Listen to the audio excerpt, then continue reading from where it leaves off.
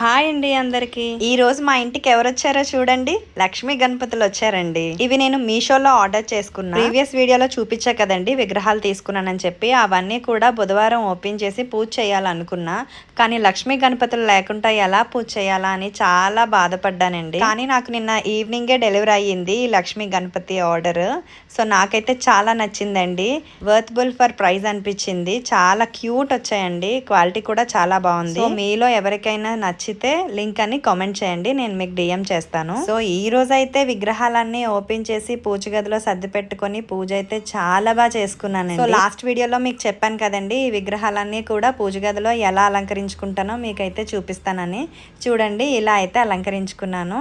మీకు నచ్చితే నాకు కామెంట్ చేయండి. ఫస్ట్ టైం నా వీడియో చూస్తున్న వాళ్ళైతే ఈ విగ్రహాలు కావాలనుకున్న వాళ్ళు ప్రీవియస్ వీడియోలో నేనైతే చేశానండి ఈ విగ్రహాల డీటెయిల్స్.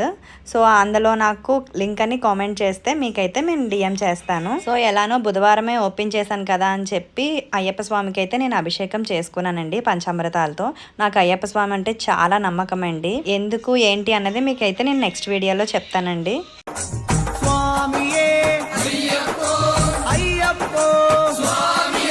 ఇంకా అయ్యప్ప స్వామికి అయితే ఫస్ట్ టైం ఇంట్లో అభిషేకం చేసుకున్నానండి. నాకైతే చాలా బాగా అనిపించిందండి. మనసుకి చాలా ప్రశాంతంగా అనిపించిందండి.